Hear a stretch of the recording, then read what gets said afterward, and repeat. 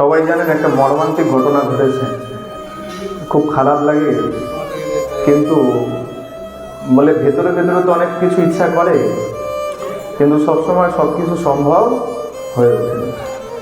বাংলাদেশের যে ঘটনাটা দেখেছেন তো, বলে ও আমাদের কি যায় আসে, আমাদের ঘরের ছেলে তো নয়, আমার ঘরের ছেলেটা তো এরকম ভাবে পড়েনি, আমার কি যায় আসে। কিন্তু যখন আমার ঘরে এমন ঘটনা ঘটবে তখন আমি চিন্তা করবো সারা বিশ্ব যেন আমার সঙ্গে এসে দাঁড়ায়। আজকে আমাদের কিছু আসছে না, ও আমার ঘরের ছেলে তো নয়।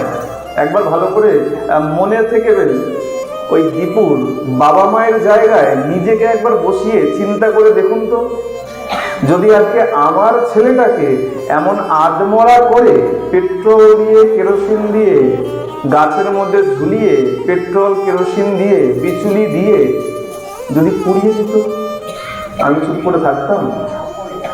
আমরা চুপ কেন? আমার ঘরের ছেলেটাতে কোনো ক্ষতি হয়, তাই না? চিন্তা করো না, এবছর ক্রিসমাস মানিয়ে নিচ্ছ, মানিয়ে নাও, পরের বার ঈদ মানাবে। হ্যাঁ, এমন দিন আসছে হাত তুলে হা নিতাই হা গো আর রাধে রাধে বলার মতন সময়, যদি না এখনো নিজেদের ঘুম ভেঙে নিজেরা জেগে ওঠে। চারিদিকে দেখেছো গতকালেরও ঘটনা, গত পরশু দিনের ঘটনা, বেগবাগানের ঘটনা। এক সন্ন্যাসীকে মেরে, সাধুকে মেরে তার মাথা থেকে একদম রক্ত বের করে দিয়েছে। কেন? প্রতিবাদ মিছিল ছিল। তারা কিন্তু মারামারি করবার জন্য যায়নি। হ্যাঁ, তারা কিন্তু মারামারি করতে যায়নি। তারা ভালোভাবে, সনাতনীদের আজ পর্যন্ত কোনো রেকর্ড নেই যে হাতে অস্ত্র নিয়ে কোনো প্রতিবাদ করতে গেছে, এমন কোনো রেকর্ড নেই। কালকেও গিয়েছিল ভালোভাবে কেবলমাত্র প্রতিবাদ জানাতে, তার পরিবর্তে কি হলো ঘটনা দেখলেন। আর মুর্শিদাবাদে এই ওয়াকফ বোর্ড গেল, মুসলিমরাও তো কত প্রতিবাদ নিয়ে মিছিল নিয়ে বেরিয়েছিল। কোন পুলিশ তাদেরকে আটকেছে বা কোন সনাতনী গিয়ে তাদের উপরে হামলা করেছে? বলে ওই সব দেখে লাভ নেই, কালকে ক্রিসমাস আছে, ইতিমধ্যে টুপি সব কেনা হয়ে গেছে, কালকে সব ঘরের ছেলেগুলোকে যিশু বানাবো আর কেক কেটে আনন্দ। একবার বলো তো, জন্মাষ্টমী আসলে কটা ঘরের বাচ্চাকে তুমি কৃষ্ণ সাজাও, গোপাল সাজাও? কোন দোল পূর্ণিমা আসলে পরে নিজের সন্তানটাকে একটু নিমাই সাজাও, ধুতি পরিয়ে সুন্দর করে তিলক কেটে মন্দিরে নিয়ে যাও? কটা সন্তান? তাহলে আমাদের ধর্ম সুরক্ষিত থাকবে কি করে? আমাদের মধ্যে একটাই বড় দোষ, আমার সাথে কোনো কারণে হয়তো এই মায়ের সাথে একটু ঝগড়া হয়েছে, পরের দিন যদি দেখি এই মায়ের সাথে পাশের মায়ের আরেকটু ঝগড়া হচ্ছে, আমি মনে মনে খুব খুশি হই। কেন? এই আগের দিন আমার সাথে হয়েছিল, এই দেখ কেমন লাগে। আর তাদের মধ্যে কি আছে, আজকে হয়তো তাদের সাথে একটু দ্বন্দ্ব হলো, কিন্তু পরের দিন যদি অপর কারোর সাথে হয়, সে গিয়ে তার পাশে দাঁড়িয়ে যায়, ঝামেলা করছিস কেন, আমি আছি তোর সাথে। এই একতার বড় অভাব হয়ে গেছে।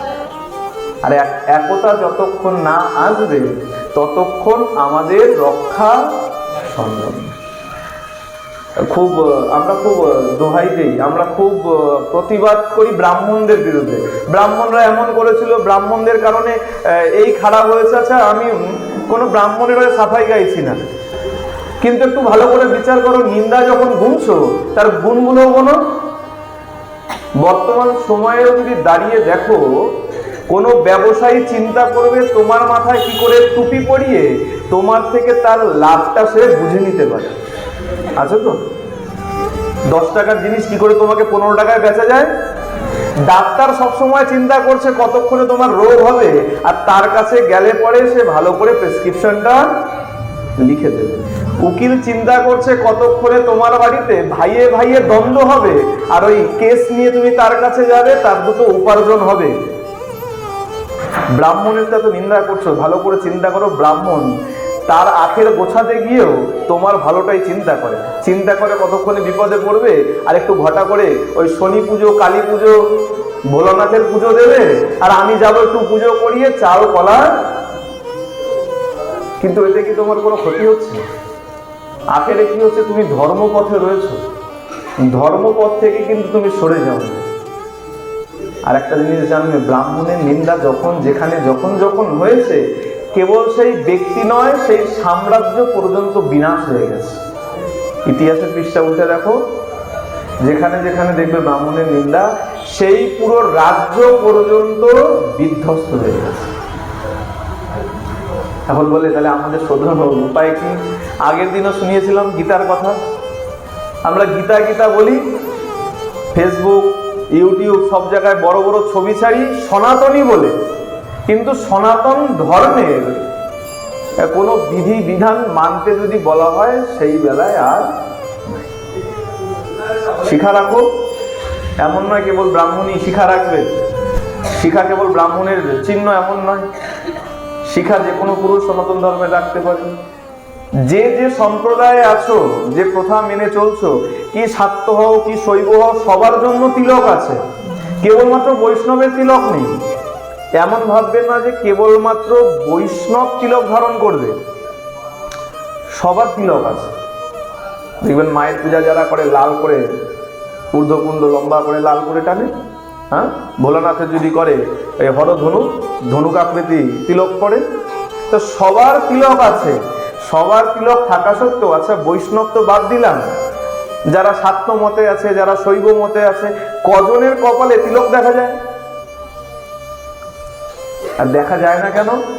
আজকে আমি তিলক করলে পাশের বাড়ি থেকে টোন কাটতে থাকে, আরে দেখ বড় বৈষ্ণব হয়ে গেছে, তিলক কেটেছে। হ্যাঁ, আমাদের ভালোর পেছনে সর্বনাশের মূল কারণ আমরাই। নিজেদের ছেলেকে সনাতন ধর্মের শিক্ষা দেই না, কিন্তু কালকে যে ক্রিসমাস, হ্যাঁ, লাল টুপি পরে কেক হাতে নিয়ে একটা ফটো ছাড়তে পারলেই একদম সব উৎসব পালন হয়ে যায়। আরো মজার কথা দেখো, এই সান্টা দাদু তোমাকেও গিফট দেয় না, আমাকেও গিফট দেয় না। দেয় কাকে গিফট দেয়? ছোট বাচ্চাকে। বাচ্চাদের দেয় তো। তোমাকে দিয়েছে গিফট? পেয়েছো? কে পেয়েছো গিফট? হাত তোলো। আমি পাইনি। আমি তো খালি ভাবি সান্টা আমাকেও এসে গিফট দিই, আমি একটু ধর্মের নামে কিছু একটু করে দিই। দেয় না। কাকে দেয়? বাচ্চাদের দেয়। বিচার করেছো বাচ্চাদেরই কেন দেয়? বলে বাবা সময় পাইনি, কেক খাবো না, বিচার করো। তাই তো? ভালো করে শোনো, এই যে ছোট ছোট বাচ্চাদের গিফট দেয়, বড়দের দেয় না কেন? ছোট বাচ্চার হাতে, আপনিও দেখবেন কোনো বাড়িতে যদি ঘুরতে যান, আজকে গেলেন একটা লজেন্স নিয়ে গেলেন, বা ক্যাডবেরি নিয়ে গেলেন, ডেয়ারি মিল্ক নিয়ে গেলেন, 10 টাকারই হোক ভালো, পরের বার যখনই যাবেন না, ওই বাচ্চাটা আপনার কাছে ছুটে আসবে। কেন? ওর মনে আছে যে আপনি ওকে ওই লজেন্স দিয়েছিলেন, বা ক্যাডবেরি দিয়েছিলেন, বা ডেয়ারি মিল্ক দিয়েছিলেন। মানে কি? লোভে পড়ে গেছে। এর কাছে গেলে কিছু উপহার পাবো, আস্তে আস্তে আপনার প্রতি একটা আকর্ষণ চলে আসে। এই সান্টা দাদুও খুব ভালো, কি করে? ওই ক্রিসমাসের দিন মোজায় করে লিখে রেখে দাও, আর একটা করে গিফট দিয়ে যায়। এতে কি হয়? বাচ্চাদের একটা লোভ সৃষ্টি হয়ে যায়। আর এই আস্তে আস্তে লোভের থেকে তাদেরকে ধর্মান্তরিত করে নেওয়া বড় সহজ হয়ে যায়। এটা ছাড়া আর কিছুই নয়। না হলে যদি সান্টা দাদু সবাইকে দিত, আমার বাড়িতেও আমার নামে গিফট আসতো, আপনার বাড়িতেও আপনার নামে গিফট। সুতরাং এইসব বুজরুগি থেকে বেরিয়ে আসুন, আর সনাতন ধর্মকে পালন করার চেষ্টা করুন। প্রেম বলো। আরে এখন তো একটু বলে নাও, 2-4 বছর পরে নয় আর বলতে হবে না, তখন অন্য কিছু বলো। এখন যখন সামর্থ্য আছে, সুযোগ আছে, এখন সবাই একটু মনে প্রাণে একটু বলে নাও, প্রেম সে বলো। যথারীতি আগামী যে দিনটা আছে না, সেটা বড় দুঃখের দিন শিখ ভাইদের জন্য, জৈন ভাইদের জন্য। গুরু গোবিন্দ সিং তার খুদে 3 ছেলেকে নিয়ে ধর্মের জন্য শহীদ হয়েছিল।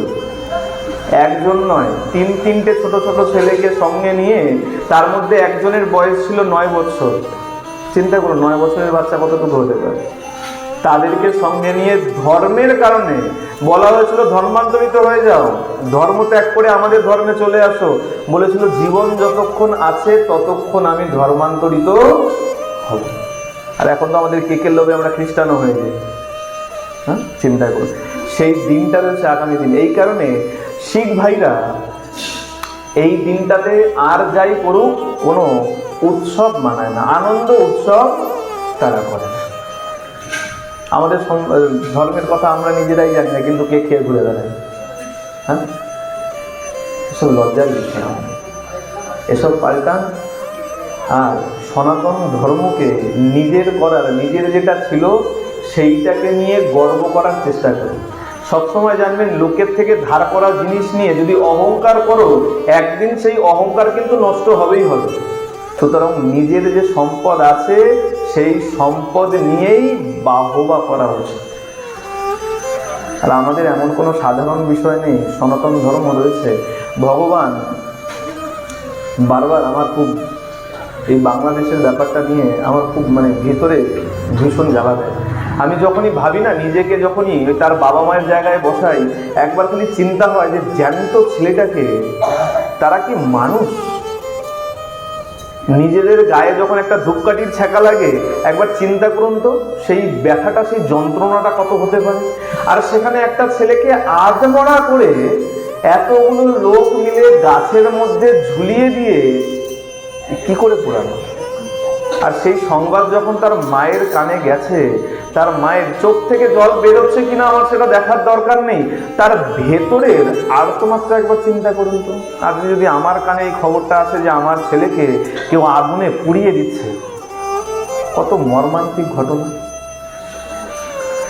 একটু হুঁশ ফেরান, নিজেদের একটু জাগ্রত করুন, নিজেদের ঘরের সন্তানগুলোকে একটু সনাতনী করে তৈরি করার চেষ্টা করুন। না হলে আগামী দিনে এই সনাতনী বলে আর গর্ব করতে হবে না। আসুন, এত কিছু বলার কারণ, আগামী দিনটা আমাদের নয়, আমাদের জন্য অনেক দিন আছে। 12 মাসে 13 পার্বণ আছে, খুব করে পালন করুন। কিন্তু আগামী দিন আমাদের কোনো আনন্দ উৎসবের দিন, বরঞ্চ দুঃখের দিন। শিখ ভাইরা আমাদের, তারা সম্প্রদায়, আমাদের সনাতন ধর্মের অংশ, তাদের জন্য শোক প্রকাশ করুন, আনন্দ নয়। তারা আমাদের ধর্ম রক্ষার জন্য যেমন দাঁড়িয়েছিল, আমাদেরও উচিত তাদের সঙ্গে দাঁড়ানো।